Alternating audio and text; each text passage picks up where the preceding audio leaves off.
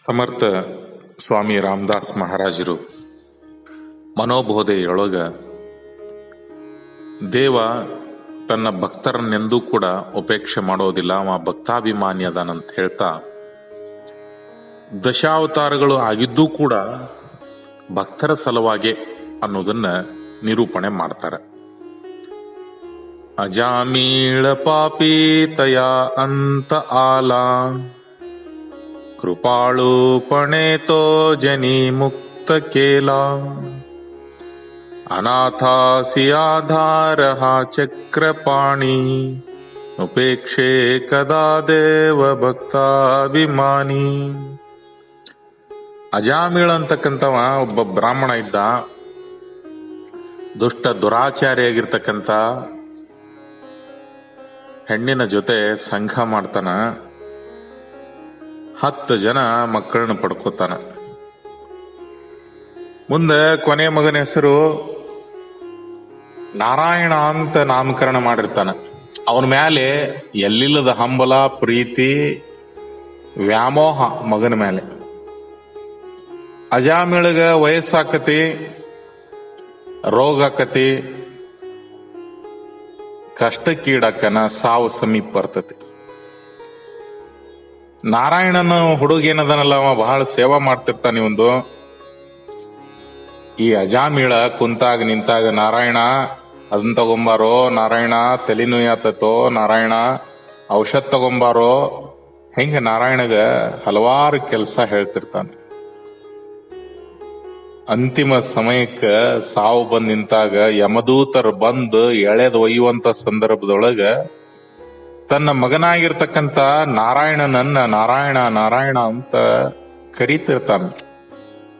ಆದ್ರ ಶ್ರೀಮನ್ ನಾರಾಯಣ ವೈಕುಂಠದೊಳಗಿದ್ಕೊಂಡು ಅಜಾಮಿಳ ಅಂತಕ್ಕಂಥ ಭಕ್ತ ನನ್ನನ್ನೇ ನೆನ್ಪು ಮಾಡ್ಕೊಳತ್ತಾನಂತ ತಿಳ್ಕೊಂಡು ಉಪೇಕ್ಷೆ ಮಾಡಲ್ದ ತನ್ನ ದೂತರನ್ನ ಕಳಿಸಿಕೊಟ್ಟು ಯಮದೂತರಿಂದ ಅಜಾಮಿಳನನ್ನ ಪಾರ್ ಮಾಡ್ತಾನ. ಹಿಂಗಾಗಿ ಚಕ್ರಪಾಣಿಯಾಗಿರ್ತಕ್ಕಂಥ ನಾರಾಯಣ ಪಾಪಿಯಾದ ಅಜಾಮಿಳನ ಮರಣಕಾಲ ದೂರೀಕರಿಸಿ ಅವನನ್ನ ತನ್ನಂತ ಮಾಡ್ಕೋತಾನ. ಭಕ್ತರ ಕೈವಾರಿಯಾಗಿರ್ತಕ್ಕಂಥ ದೇವ ತನ್ನ ಭಕ್ತರನ್ನೆಂದೂ ಕೂಡ ಅಲಕ್ಷ್ಯ ಮಾಡೋದಿಲ್ಲ ಅನ್ನೋ ಮಾತನ್ನ ಇದ್ರೊಳಗೆ ಹೇಳ್ತಾರ. ವಿಧಿ ಕಾರಣೇ ಜಾಹಲ ಮತ್ಸ್ಯ ವೇಗಿ ಧರಿ ಕೂರ್ಮ ರೂಪೇ ಧರಾ ಪೃಷ್ಠಭಾಗಿ ಜನಾರಕ್ಷಣಾ ಕಾರಣೆ ನೀಚ ಯೋನಿ ಉಪೇಕ್ಷೆ ಕದಾ ದೇವ ಭಕ್ತಾಭಿಮಾನಿ. ಬ್ರಹ್ಮದೇವನ ಸಲುವಾಗಿ ಮತ್ಸ್ಯಾವತಾರ ತಾಳಿದ್ದು ಎಷ್ಟು ಅದ್ಭುತ ಐತಂತ. ಬ್ರಹ್ಮದೇವಗ ಒಂದು ನಿದ್ರಿ ಅಂತಂದ್ರ ಒಂದು ಕಲ್ಪದ ಕೊನೆಯೊಳಗ ಆತ ನಿದ್ರಿಗೆ ಹೋಗ್ತಾನ. ಹಯಗ್ರೀವ ಅಂತಕ್ಕಂಥ ಒಬ್ಬ ದೈತ್ಯ, ಒಬ್ಬ ರಾಕ್ಷಸ, ಒಬ್ಬ ದುಷ್ಟ ವೇದಗಳನ್ನೆಲ್ಲ ಕಳುವು ಮಾಡಿಕೊಂಡು ಓದು ಬಿಡ್ತಾನೆ. ಬ್ರಹ್ಮದೇವಗೆ ಎಚ್ಚರಿಕೆ ಆಕತಿ. ಎದ್ದ ಮೇಲೆ ವೇದಗಳನ್ನ ಪುನಃ ಪಡಿಲಿಕ್ಕೆ ಅವ ವಿಷ್ಣುವಿನ ಆರಾಧನೆ ಮಾಡ್ತಾನೆ. ಆಗ ಮಹಾವಿಷ್ಣು ಪ್ರಸನ್ನನಾಗಿ ಮೀನ ರೂಪವನ್ನ ಧಾರಣ ಮಾಡಿ ಸಮುದ್ರದ ಕೆಳಗ ಅಡಗಿ ಕುಳಿತಿರ್ತಕ್ಕಂಥ ಅಸುರನನ್ನ ಕೊಂದು ಆ ವೇದಗಳನ್ನು ತಂದು ಬ್ರಹ್ಮದೇವನ ಕೈಯಾಗ ಕೊಡ್ತಾರ. ಹೀಗಾಗಿ ಮೊದಲನೇದಿದು ವಿಷ್ಣು ಅವತಾರ, ಮತ್ಸ್ಯಾವತಾರ ಅಂತ. ನಂತರ ದೇವ ದೈತ್ಯರು ಕೂಡಿಕೊಂಡು ಸಮುದ್ರವನ್ನ ಮಂಥನ ಮಾಡ್ತಿರ್ತಾರೆ. ಸುರಾಸುರರ ಈ ಮಂಥನದಿಂದ ಕಡಗೋಲಾಗಿ ನೇರ ಪರ್ವತವನ್ನೇ ಬಳಸಿರ್ತಾರೆ. ಈ ಪರ್ವತ ರಸಾತಳಕ್ಕೆ ಇಳಿಯಾಕ ಆರಂಭ ಆಕತೆ. ದೇವತೆಗಳೆಲ್ಲ ಮಹಾವಿಷ್ಣುವನ್ನ ಪ್ರಾರ್ಥನೆ ಮಾಡ್ತಾರ. ಅವ ಆಮೆಯಾಗಿ ಬಂದು ಮೇರು ಪರ್ವತಕ್ಕೆ ಆಧಾರ ಕೊಟ್ಟು ಆ ಪರ್ವತವನ್ನ ನಿಲ್ಲಿಸ್ತಾನ. ಸಮುದ್ರ ಮಂಥನ ಕಾರ್ಯವನ್ನ ನಡೆಸಾಕ ಆಸ್ಪದ ಮಾಡಿಕೊಡ್ತಾನ, ಪೂರ್ಣಗೊಳಿಸ್ತಾನ. ಇದು 2ನೇ ಅವತಾರ. ದಶಾವತಾರದೊಳಗ ಇದನ್ನ ಕೂರ್ಮಾ ಅವತಾರ ಅಂತ ಕರೀತಾರೆ. ಮೂರನೇದ್ದು ಹಿರಣ್ಯಾಕ್ಷ ಅಂತಕ್ಕಂಥ ಒಬ್ಬ ರಾಕ್ಷಸ. ಇವ ಇಡೀ ಜಗತ್ತನ್ನ, ಭೂಲೋಕವನ್ನ ಗೆದ್ದು ಜನರನ್ನ ಭಯಂಕರವಾಗಿ ಹಿಂಸೆಗೊಳಿಸ್ತಿರ್ತಾನ. ದುಷ್ಟ ದುರಾಚಾರಿಯಾಗಿರ್ತಕ್ಕಂಥ ಹಿರಣ್ಯಾಕ್ಷ ಜನರನ್ನ ಬಹಳ ಗೋಳು ಹೊಯ್ಕೊತಿರ್ತಾನ. ಆಗ ಈ ಹಿರಣ್ಯಾಕ್ಷನನ್ನ ವಿಷ್ಣು ಹಂದಿ ರೂಪ ತಾಳಿ ರಸಾತಳಕ್ಕೆ ಹೋಗ್ತಾ ಇದ್ದಂತ ಪೃಥ್ವಿಯನ್ನ ತನ್ನ ಕೋರೆಗಳ ಮೇಲೆ ಧಾರಣೆ ಮಾಡಿಕೊಂಡು ಹಿರಣ್ಯಾಕ್ಷನನ್ನ ಸಂಹಾರ ಮಾಡಿ ಭೂಮಿಯನ್ನ ಉಳಿಸ್ತಾನೆ. ಇದಕ್ಕ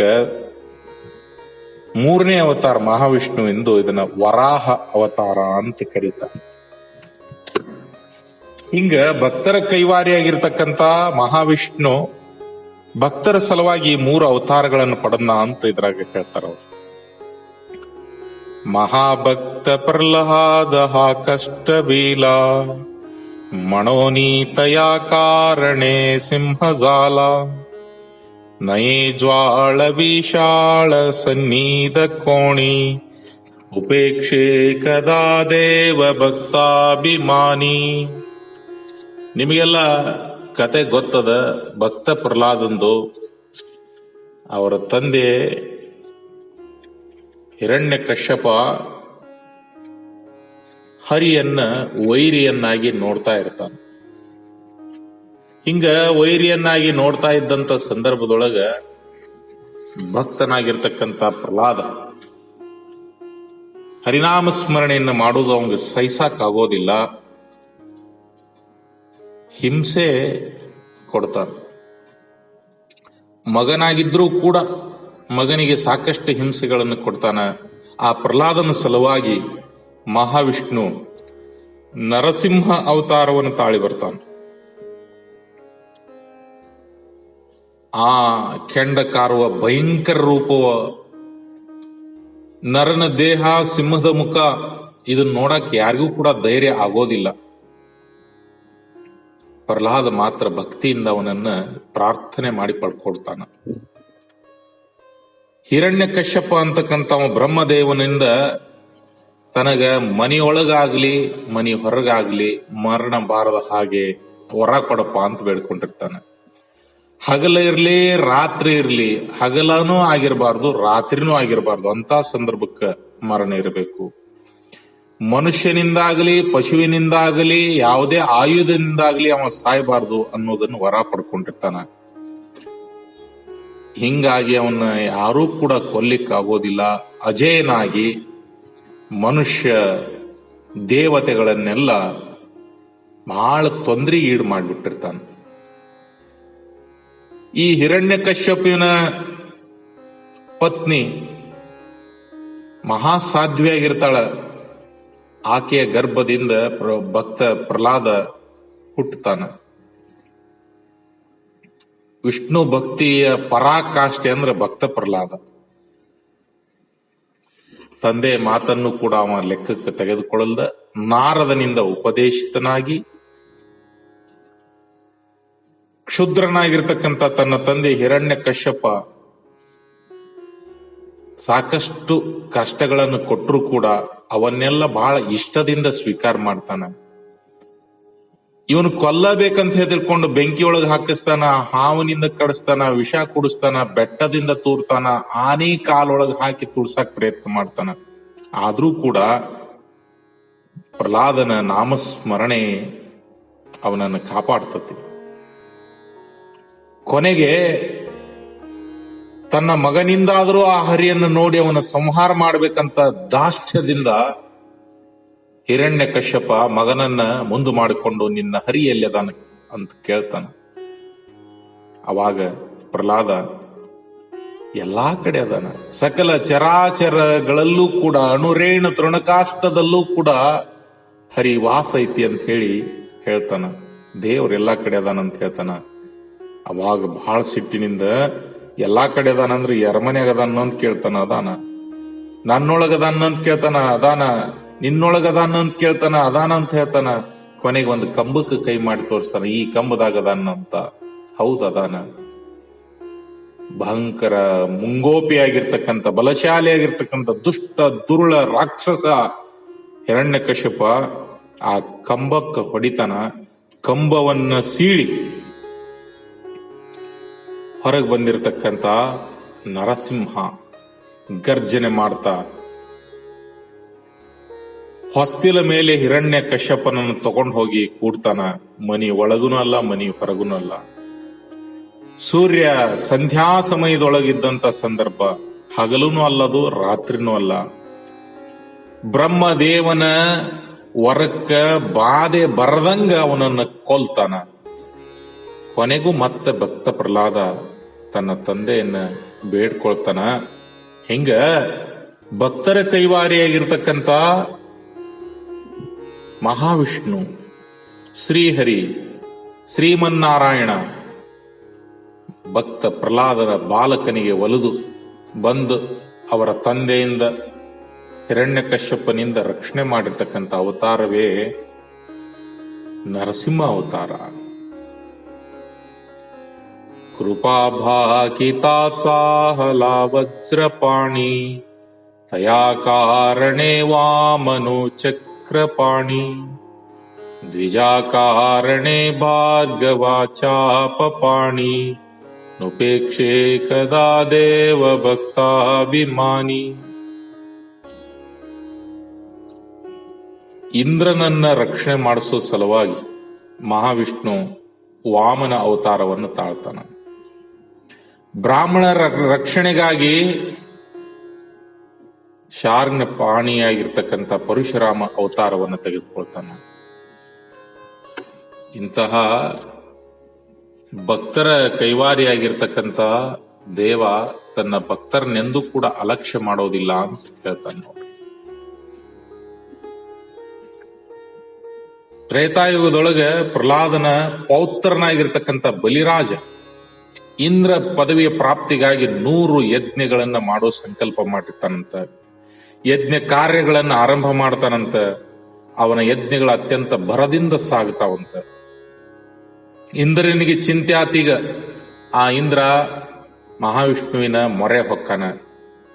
ಆಗ ಮಹಾವಿಷ್ಣು ಕಶ್ಯಪ ಅದಿತಿಯರ ಹೊಟ್ಟೆಯೊಳಗ ವಾಮನನಾಗಿ ಜನಿಸ್ತಾನ. ಬಲಿಯ ಮಹತ್ವಾಕಾಂಕ್ಷೆಯನ್ನ ನಿಷ್ಫಲಗೊಳಿಸ್ತಾನ. ಬಲಿರಾಜನನು 99 ಯಜ್ಞಗಳನ್ನು ಮುಗಿಸಿ ಕೊನೆಯದನ್ನು ಸಮಾಪ್ತಗೊಳಿಸುವಂತ ಕಾಲಕ್ಕೆ ವಾಮನ ಒಬ್ಬ ವಟುವಾಗಿ ಬಂದು ರಾಜನ ಮುಂದೆ ನಿಲ್ತಾನ.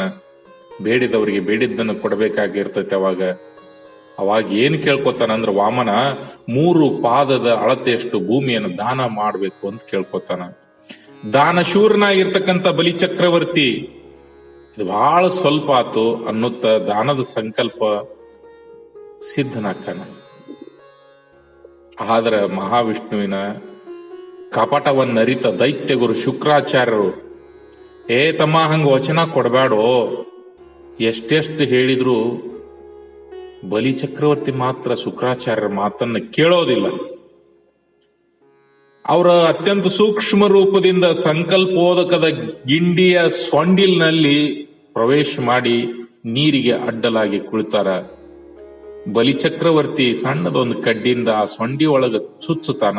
ಅದು ಶುಕ್ರಾಚಾರ್ಯರ ಒಂದು ಕಣ್ಣಿಗೆ ಬಂದು ತಗಲ್ತೈತಿ, ಅದು ಕುರುಡಾಗಿಬಿಡ್ತತಿ. ಇದು ಕಥೆ.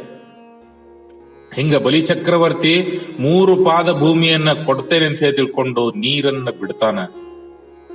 ವಾಮನ ವಿರಾಟ್ ರೂಪವನ್ನು ಧಾರಣ ಮಾಡಿ 1 ಪಾದದಿಂದ ಭೂಮಿಯನ್ನ, ಮತ್ತೊಂದು ಪಾದದಿಂದ ಸ್ವರ್ಗವನ್ನ ವ್ಯಾಪಿಸ್ತಾನ. ಇನ್ನು 3ನೇ ಪಾದಕ್ಕ ಎಲ್ಲೈತಿ ಭೂಮಿ ಕೊಡಾಕ ತಿಳಿಯೋದಿಲ್ಲ. ಆಗ ಬಲಿ ತನ್ನ ಮಸ್ತಕದ ಮೇಲೆ ಇಡಲು ಪ್ರಾರ್ಥನೆ ಮಾಡ್ತಾನ. ಬಲಿಚಕ್ರವರ್ತಿಯ ಮಸ್ತಕದ ಮೇಲೆ ತನ್ನ ಪಾದವನ್ನಿರಿಸಿರ್ತಕ್ಕಂಥ ವಿರಾಟ್ ರೂಪಿ ವಾಮನ ಬಲಿಚಕ್ರವರ್ತಿಯನ್ನ ತನ್ನ ಪಾದದಿಂದ ಪಾತಾಳಕ್ಕೆ ಒತ್ತಿ ಬಿಡ್ತಾನೆ. ಹಿಂಗ ಇಂದ್ರನನ್ನ ಭಯಭುಕ್ತ ಮಾಡುವ ಸಲುವಾಗಿ ಈ ಒಂದು ಪದವಿಯನ್ನ ಆತ ಗಳಿಸಿಕೊಳ್ತಾನೆ. ಈ ಒಂದು ಅವತಾರವನ್ನ ಎತ್ತಿ ವಾಮನ ಬರ್ತಾನಂತ ರಾಮದಾಸ್ ಮಹಾರಾಜರು ಹೇಳ್ತಾರ. ಇದಷ್ಟ ಅಲ್ಲ, ಪರಶುರಾಮನ ಕಥೆಯೂ ಕೂಡ ಬಹಳ ಪ್ರಸಿದ್ಧವಾಗಿರ್ತಕ್ಕಂಥದ್ದು. ಒಂದು ಕಾಲಕ್ಕ ಕ್ಷತ್ರಿಯರು ಉನ್ಮತ್ತರಾಗಿ ಬ್ರಾಹ್ಮಣರನ್ನ ಘಾಸಿಗೊಳಿಸುವಂತ ಸಂದರ್ಭ. ಮಹಾವಿಷ್ಣು ಜಮದಗ್ನಿ ರೇಣುಕ ಇವರ ಉದರದೊಳಗೆ ಪರಶುರಾಮನಾಗಿ ಅವತಾರವನ್ನು ತಾಳ್ತಾನೆ, ಕ್ಷತ್ರಿಯರನ್ನ ಸಂಹಾರ ಮಾಡ್ತಾನೆ. ಜಮದಗ್ನಿ ಋಷಿ ಹತ್ರ ಒಂದು ಕಾಮಧೇನು ಇರ್ತದ, ಅದರಿಂದ ಅತಿಥಿಗಳ ಸತ್ಕಾರವನ್ನು ಅವ್ರು ಮಾಡ್ತಾ ಇರ್ತಾರೆ. ಒಮ್ಮೆ ಕಾರ್ತ್ಯವೀರ್ಯ ಅಂತಕ್ಕಂಥ ಒಬ್ಬ ಕ್ಷತ್ರಿಯ ರಾಜ ಜಮದಗ್ನಿ ಆಶ್ರಮಕ್ಕೆ ತನ್ನ ಪರಿವಾರ ಸಮೇತಾಗಿ ಬಂದು ರಾಜೋಚಿತವಾಗಿರ್ತಕ್ಕಂಥ ಭೋಜನ ಮಾಡಿ ಸಂತುಷ್ಟನಾಕ್ಕನ. ಆದ್ರ ಅವ ಅಲ್ಲಿದ್ದಂತ ಕಾಮಧೇನುವಿನ ಬಗ್ಗೆ ತಿಳ್ಕೊಂಡು ದುಷ್ಟ ಬುದ್ಧಿಯಿಂದ ಅದನ್ನ ಕದ್ಕೊಂಡು ಹೋಗ್ಬಿಡ್ತಾನೆ. ಈ ಒಂದು ಸಂದರ್ಭದೊಳಗೆ ಪರಶುರಾಮರು ಆ ಆಶ್ರಮದೊಳಗೆ ಇರೋದಿಲ್ಲ. ಕಾಮಧೇನುವನ್ನ ಬಲಾತ್ಕಾರವಾಗಿ ಒಯ್ದ ಮೇಲೆ ಪರಶುರಾಮ ಆಶ್ರಮಕ್ಕೆ ಬರ್ತಾನ, ಎಲ್ಲ ವೃತ್ತಾಂತವನ್ನ ತಿಳ್ಕೊಳ್ತಾನ. ಸಿಟ್ಟಿನಿಂದ ಕಾರ್ತ್ಯವೀರನ ರಾಜಧಾನಿಯಾದ ಮಾಹಿಷ್ಮತಿ ನಗರಕ್ಕೆ ಹೋಗಿ ರಾಜನನ್ನ ತನ್ನ ಕೊಡಲಿಯಿಂದ ಸಂಹಾರ ಮಾಡಿ ಕಾಮಧೇನವನ್ನು ತೆಗೆದು ತಕ್ಕೊಂಡು ಬರ್ತಾನೆ. ಮುಂದೇನಕತ್ತೆ ಅಂದ್ರೆ ಕಾರ್ತ್ಯವೀರನ ಮಕ್ಕಳು ಅದರ ಸೇಡನ್ನ ತಮ್ಮ ತಂದೆಯ ಕೊಂದ ಈ ಪರಶುರಾಮ ಅನ್ನೋ ಸೇಡನ್ನು ತೀರಿಸ್ಕೊಳ್ಳಿಕ್ಕೆ ಪರಶುರಾಮ ಇಲ್ಲದಂತ ವೇಳೆ ಒಳಗ ಆಶ್ರಮಕ್ಕೆ ಹೋಗಿ ಜಮದಗ್ನಿಯನ್ನು ಕೊಂದು ಬಿಡ್ತಾರೆ. ಪುನಃ ಆಶ್ರಮಕ್ಕೆ ಬಂದಿರತಕ್ಕಂಥ ಪರಶುರಾಮ ತನ್ನ ತಂದೆಯ ವಧೆಯನ್ನ ಕಂಡು ಕೋಪೋದ್ರಿಕ್ತನಾಗಿ ಕ್ಷತ್ರಿಯರ ವಂಶವನ್ನೇ ನಾಶ ಮಾಡಿಸುವ ಪ್ರತಿಜ್ಞೆ ಮಾಡ್ತಾನೆ. ಕಾರ್ತ್ಯವೀರನ ಮಕ್ಕಳನ್ನೆಲ್ಲ ಸಂಹಾರ ಮಾಡ್ತಾನೆ. ಇಡೀ ಭೂಮಂಡಲವನ್ನೆಲ್ಲ 21 ಸಾರಿ ಪ್ರದಕ್ಷಿಣೆ ಮಾಡಿ ಯುದ್ಧ ಮಾಡಿ ಅನೇಕ ಕ್ಷತ್ರಿಯ ವೀರರನ್ನೆಲ್ಲ ಸಂಹಾರ ಮಾಡ್ತಾನೆ. ಮುಂದೆ ಪರಶುರಾಮ ಸೀತಾ ಸ್ವಯಂವರ ಮಾಡಿಕೊಂಡು ಮಹೋತ್ಸವದಿಂದ ಬರುತ್ತಿದ್ದ ದಾಶರಥಿಯಾಗಿರ್ತಕ್ಕಂಥ ರಾಮನ ಮೇಲೆ ಏರಿ ಹೊಕ್ಕನ. ಆದ್ರ ಆ ಸಮಯಕ್ಕೆ ಭಗವದ್ದಿಚ್ಛೆಯಿಂದ ಪರಶುರಾಮನಲ್ಲಿಯ ವಿಷ್ಣುವಿನ ತೇಜ ಹೊರಟು ಹೋಗಿ ಸೀತಾಪತಿಯಾಗಿರ್ತಕ್ಕಂಥ ಶ್ರೀರಾಮಚಂದ್ರ ಪ್ರಭುವಿನಲ್ಲಿ ಪ್ರವೇಶ ಆಗಿಬಿಡ್ತದ. ಪರಶುರಾಮ ರಾಮನಿಂದ ಸೋಲ್ತಾನೆ. ಅಲ್ಲಿಗೆ ಪರಶುರಾಮ ಅವತಾರ ಮುಕ್ತಾಯ ಆಗ್ತದ.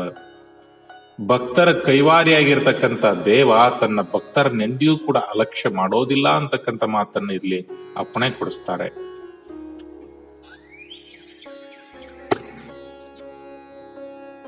ಅಹಲ್ಯಾ ಸತೀಲಾಗ್ಯ ಆರಣ್ಯ ಪಂಥೆ ಕುಡಾವಾ ಪುಡೆ ದೇವ ಬಂದೀತಯಾತೆ ಬಳಿ ಸೋಡಿತಾ ಘಾವ ಘಾಲಿ ನಿಶಾಣಿ ಉಪೇಕ್ಷೆ ಕದಾ ದೇವ ಭಕ್ತಾಭಿಮಾನಿ. ರಾಮ ವನವಾಸದಾಗಿದ್ದಂತ ಸಂದರ್ಭದೊಳಗ ಅರಣ್ಯದೊಳಗೆ ಹಿಂಗ ಸಂಚಾರ ಮಾಡುವಾಗ ಒಂದು ಶಿಲೆ ಬಿದ್ದಿತ್ತು. ಆ ಶಿಲೆ ಬೇರೆ ಯಾರಲ್ಲ, ಅಹಲ್ಯ. ಆ ಅಹಲ್ಯ ಆ ಶಿಲೆಗೆ ರಾಮನ ಪಾದ ಸೋಂಕಿ ಅದು ಅಹಲ್ಯ ನಾರಿಯಾಗಿ ಹೋತು. ರಾವಣನ ಸೆರೆಯಲ್ಲಿ ಬಿದ್ದ ದೇವತೆಗಳನ್ನ ಬಿಡಿಸಿ ಜೈಬೇರಿ ಹೊಡಿತಾನ. ಇಂಥ ಭಕ್ತ ಕೈವಾರಿಯಾದ ದೇವ ತನ್ನ ಭಕ್ತರನ್ನೆಂದೂ ಕೂಡ ಅಲಕ್ಷ್ಯ ಮಾಡೋದಿಲ್ಲ. ಇಲ್ಲಿ ರಾಮಾವತಾರದ ಕಥೆಯನ್ನ ಅವರು ಹೇಳ್ತಾರ. ರಾಮಾವತಾರದ ಬಗ್ಗೆ ತಮ್ಮೆಲ್ಲರಿಗೂ ಕೂಡ ಗೊತ್ತಿರೋದ್ರಿಂದ ಇದನ್ನು ವಿಸ್ತರಣೆ ಮಾಡುವ ಅವಶ್ಯಕತೆ ಇಲ್ಲ. ತಯೇ ದ್ರೌಪದಿ ಕಾರಣೆ ಲಾಗವೇಗೆ ತ್ವರೆ ಧಾವತು ಸರ್ವ ಸಾಂಡೋನಿ ಮಾಗೆ ಕಲೀಲಾಗೆ ಝಾಲಾ ಅಸೆ ಬೌದ್ಧ ಮೌನಿ ಉಪೇಕ್ಷೆ ಕದಾ ದೇವ ಭಕ್ತಾಭಿಮಾನಿ. ಶ್ರೀಕೃಷ್ಣ ಅವತಾರದ ಕಥೆ ಇದರೊಳಗೆ ಪ್ರಸ್ತುತ ಆಗಿರ್ತಕ್ಕಂಥದ್ದು. ಕೃಷ್ಣ ದ್ರೌಪದಿಯ ಮಾನ ರಕ್ಷಣೆಗೆ ಸಲುವಾಗಿ ಎಲ್ಲವನ್ನೂ ಕೂಡ ಹಿಂದೊಗೆದು ವೇಗದಿಂದ ಓಡಿ ಬಂದು ಆಕೆ ಮಾನ ರಕ್ಷಣೆ ಮಾಡ್ತಾನ. ಕಲಿಯುಗದೊಳಗ ಮೌನ ವಹಿಸಿ ಬುದ್ಧನ ಅವತಾರಿ ಅಕ್ಕನ. ಬುದ್ಧ ಬುದ್ಧ ಜಗವೆಲ್ಲ ಮಲಗಿರಲು ಇವನೊಬ್ಬನೆದ್ದ, ಅದಕ್ಕೆ ಆತ ಗೆದ್ದ ಅಂತಕ್ಕಂಥ ಕವಿವಾಣಿಯನ್ನ ಇಲ್ಲಿ ಜನವಾಣಿಯಾಗಿ ಮಾಡ್ತಾರ. ಇಂತಹ ಭಕ್ತರ ಕೈವಾರಿಯಾದ ದೇವ ತನ್ನ ಭಕ್ತರನೆಂದೂ ಕೂಡ ಅಲಕ್ಷ್ಯ ಮಾಡೋದಿಲ್ಲ ಅನ್ನೋ ಮಾತನ್ನು ಹೇಳ್ತಾರ. ಅನಾಥ ದಿನ ಕಾರಣೇ ಜನ್ಮತಾಹೆ, ಕಲಂಕಿ ಪುಡೆ ದೇವ ಹೋಣಾರ ಆಹೆ, ಜಯ ವರ್ಣಿತ ಶೀಣಲಿ ವೇದವಾಣಿ, ನುಪೇಕ್ಷೆ ಕದಾ ದೇವ ಭಕ್ತಾಭಿಮಾನಿ. ಹಿಂಗ ಭಕ್ತ ದೀನರನ್ನ, ಅಸಹಾಯಕರನ್ನ, ದುರ್ಬಲರನ್ನ, ಎಂತಹವರೇ ಆಗಿರ್ಲಿ ತನ್ನನ್ನ ನೆನಪು ಮಾಡ್ಕೊಂಡ್ರ ಅವ್ರನ್ನೆಂದೂ ಕೂಡ ಕೈಬಿಟ್ಟಿಲ್ಲ. ಅವ್ರ ಸಲುವಾಗಿ ದಶಾವತಾರಗಳನ್ನ ತಾಳ್ಯಾನ ಅಂತ ತಿಳ್ಕೊಂಡು ಇಲ್ಲಿ ಪ್ರಸ್ತುತಪಡಿಸ್ತಾರ. ಅಂತಹ ಭಕ್ತನನ್ನ ಅಥವಾ ದೇವನನ್ನ ವರ್ಣಿಸಲಿ ಹೋಗಿ ವೇದಗಳು ದಣ್ಕೊಂತಾವು. ಭಕ್ತರ ಕೈವಾರಿಯಾಗಿರ್ತಕ್ಕಂಥ ದೇವ ತನ್ನ ಭಕ್ತರನೆಂದೂ ಕೂಡ ಕೈ ಬಿಡೋದಿಲ್ಲ ಅಂತ ಹೇಳಿ ಪರಮಾತ್ಮ ಅವತಾರ ಲೀಲೆ ಮಾಡಿ ಪ್ರೇಮದಿಂದ ತರತರದ ರೂಪ ತಾಳಿ ದಯಾಳು ದೇವ ಅರಿಯದ ಜನರ, ಪಾಪಿಗಳ, ದುಷ್ಟರ, ನೀಚರ, ಚಾಂಡಾಲರ ಸಂಹಾರ ಮಾಡಿ ಅವ್ರನ್ನೆಲ್ಲ ಮುಮುಕ್ಷುಗಳನ್ನಾಗಿ ಮಾಡಿದಂತಹ ದಿವ್ಯ ಕಾರ್ಯ ಅದನ್ನೇ ಹೇಳ್ತಾರ. ಜನಾಕಾರಣೆ ದೇವಲೀಲಾವತಾರಿ, ಬಹುತಾಪರಿ ಆದರೆ ವೇಷಧಾರಿ, ತಯಾ ನೇಣತಿ ತೇ ಜನ ಪಾಪರೂಪಿ, ದುರಾತ್ಮೇ ಮಹಾನಷ್ಟ ಚಾಂಡಾಳ ಪಾಪಿ ಅಂತಕ್ಕಂಥ ಮಾತಿನಿಂದ. ಜಯ ಜಯ ರಘುವೀರ ಸಮರ್ಥ.